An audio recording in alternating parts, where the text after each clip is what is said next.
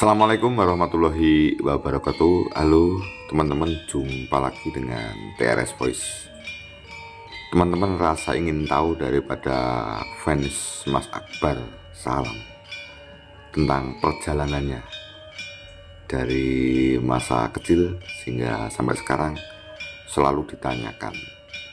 Kemudian pada video ini akan saya sampaikan dikala saya ketemu dengan salah seorang mentornya, yaitu Mas Koko Wijanarko SSN, dikala saya meliput tentang potensi seni di SMA Negeri 3 Nganjuk. Ada beberapa hal yang perlu saya sampaikan pada Anda teman-teman. Sebenarnya seperti podcast atau seperti channel seperti saya ini mestinya sebagai moderator saja, tapi untuk mencari seorang narasumber di kabupaten kota tidak gampang ya.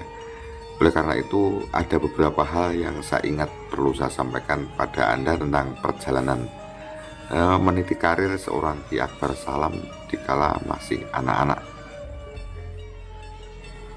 Jadi beberapa bulan yang lalu dikala saya di SMA Negeri 3 Nganjuk itu ketemu dengan Pak Koko ini. Kebetulan ini teman lama ya, dulu teman bermain campur sari, bermain kesenian juga dikala ada lomba-lomba. Kemudian banyak hal yang saya tanyakan waktu itu. Kemudian ini spesifik ke teknik pendidikan ya. Jadi Mas Koko ini sebenarnya dulu kan juga dalang kecil, tetapi akhirnya tidak dilanjutkan karena sudah ketemu bahwa lulusan sarjana seni itu ada yang menjadi pelaku seni, ada yang pengen menjadi apa itu, seperti yang dikatakan Mas Akbar, menjadi instruktur dan akhirnya menjadi guru seni seperti Pak Koko ini. Kemudian saya tanyakan bagaimana metode atau strategi dikala mendampingi Mas Akbar melatih misalnya waktu untuk persiapan lomba dalang anak di tingkat nasional. Seperti itu yang saya tanyakan. Kemudian ada percakapan ya. Ini mungkin kalau subscriber saya ada yang juga pelatih seni atau guru, ini penting teman-teman. Jadi untuk melatih mendampingi siswa itu, apalagi siswa berbakat, ini ada namanya metode dan strategi. Jadi bincang-bincang saya waktu itu memang saya menanyakan tentang metode atau cara mengajar mendampingi Masda untuk mengikuti lomba di tingkat nasional itu seperti apa. Akhirnya Pak Koko ini bilang, iya Om, kemarin dulu tuh saya ada kesalahan, tapi akhirnya dibetulkan oleh senior kita almarhum Bapak Dr. Andes Budiman ya. Pak Budiman tuh kasih kebudayaan di Kabupaten Nganjuk waktu itu. Jadi Pak Koko ini merasa bahwa saya adalah seorang sarjana seni waktu itu, dan sarjana seni belum banyak.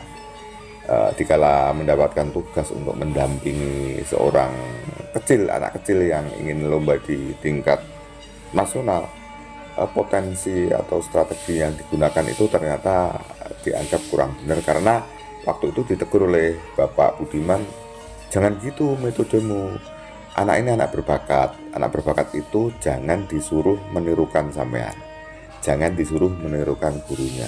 Nah kemudian apa? Kan dalam teori pendidikan bahwa tugas guru itu adalah membangkitkan minat dan menelusuri bakat. Anak ini sudah anak berbakat, hanya anak ini belum bisa membangkitkan bakatnya, itu perlu ditelusuri oleh seorang guru. Jadi tugas guru dalam dunia pendidikan itu, salah satu tugas guru itu kan membangkitkan minat. Jadi dulu ada yang mengatakan bahwa anak yang berbakat pasti sukses dalam berkesenian. Belum tentu, itu harus dibangkitkan minatnya sehingga anak menyenangi akan bakatnya dan akhirnya belajar terus menerus. Nah kemudian bakatnya ini ditelusuri. Jadi tugasmu itu menelusuri bakat. Seperti Mas Akbar itu karakternya seperti apa sih, misalnya suatu saat menjadi dalang seperti apa ya, modelnya ya, coro iramanya atau nadanya seperti apa, itu ditelusuri teman-teman, digali, akhirnya benar. Akhirnya guru hanya mendampingi saja, mendampingi, ngikuti, hanya ibaratnya itu sebuah bangunan itu membantu memfinishing agar lebih rapi, agar lebih bagus, seperti itu ya. agar lebih rapi, agar lebih bagus. Kemudian memberikan pengetahuan-pengetahuan tentang nanti manajemennya panggung kamu harus seperti ini, memberikan apa ya, pengetahuan packaging, pengepakan ya, seperti itu teman-teman.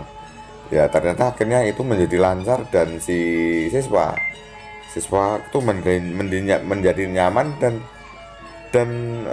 perjalanan daripada pelatihan itu menjadi lebih lancar daripada sebelumnya karena anak tidak dipaksa. Itu loh yang pernah terjadi ya, yang saya ingat dikala Anda ingin tahu tentang perjalanan dikala masih kecil, dikala menerima pelatihan dari yang senior. Kemudian saya lanjutkan setelah ketemu strategi Anda seperti itu gimana? Ya cepat. Jadi ternyata memang anak berbakat itu cepat sekali ya, kemudian anak-anaknya cerdas ya.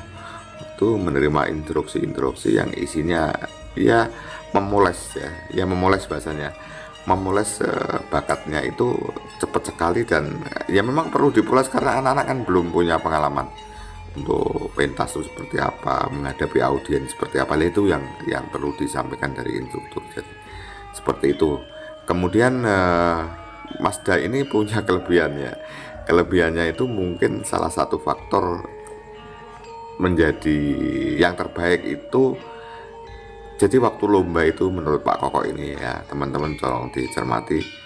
Jadi kan ada naskah ya, ada skenario, kadang-kadang itu keluar dari skenario tetapi menilai plus.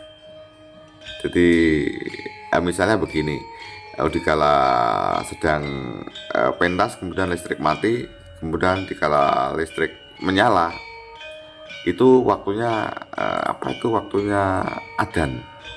Itu seorang dalang kecil itu bisa nyeletuk. Intinya begini, ya sebaiknya kita tidak usah dilanjutkan lah yangnya karena ini kan waktunya sholat, ini waktunya sholat. Seperti itu antara lain yang disampaikan ya. Itu akhirnya membuat si Yuri itu menjadi terkesima, menjadi tertarik, dan banyak lontaran kata-kata yang di dalam naskah itu tidak ada, dan itu penting ya. Jadi penting, jadi namanya improvisasi itu mengembangkan dari rencana awal sesuai dengan situasi di lapangan. Itu mungkin salah satu yang menyebabkan selain memang yang lain menyebabkan Mazda ini dikatakan mungkin nanti menjadi dalang yang terkenal. Itu teman-teman, jadi cerita dari Pak Koko Wijanarko. Itu ada hal-hal di dalam lomba itu yang di luar skenario-nya, pengembangan istilahnya. Jadi anak itu bisa mengembangkan sesuai dengan situasi dan kondisi seperti itu. Kemudian disampaikan oleh Mas Koko termasuk Mas Rabar ini, jadi orang yang berbakat, anak yang berbakat itu bila latihan dengan pentasnya berbeda. Biasanya kan kalau anak yang tidak berbakat, kalau latihan bagus kemudian pentasnya karena nervous, grogi dan lain sebagainya, akhirnya nilainya itu lebih baik latihannya. Tapi kalau anak yang berbakat itu karena pentas sudah sungguh-sungguh tertantang, akhirnya latihan dengan pentasnya selalu bagus pentasnya. Ini satu nilai plus. Jadi anak itu merasa bahwa latihan itu masih latihan. Kalau pentas itu dilihat orang banyak, mendapat support, disorot kamera, itu menjadi tertantang dan tidak nervous, tetapi akhirnya menjadi lebih bagus. Ya seperti tadi, punya improvisasi, spontanitas sesuai dengan situasi dan kondisi, berarti itu pengembangan, punya jiwa mengembangkan di pentas sesuai dengan situasi dan kondisi. Kemudian antara latihan dan pentasnya selalu bagus pentasnya. Itulah teman-teman yang bisa saya sampaikan. Jadi tidak salah kalau Mazda sekarang itu digemari, kemudian banyak sekali yang tak terduga. Setiap pentas itu selalu memunculkan ide-ide baru, kosakata baru, jadi guyon-guyon baru. Seperti itu yang bisa saya sampaikan ya, yang Anda tanyakan tentang Mazda, yang saya ingat dikala saya ngomong-ngomong dengan salah satu instrukturnya. Hanya sayangnya waktu itu Pak Koko mengatakan bahwa dia mendampingi dikala masih lomba dalang anak. Setelah dalang remaja itu mungkin yang menangani sudah campur tangan daripada kakaknya Mas Badar, karena Mas Badar sudah kuliah ya, jadi bisa saja bersama teman-teman dari ISI. Seperti itu teman-teman yang bisa saya sampaikan dalam video ini ya. Terima kasih, mudah-mudahan ada manfaatnya. Wassalamualaikum warahmatullahi wabarakatuh. Sampai jumpa.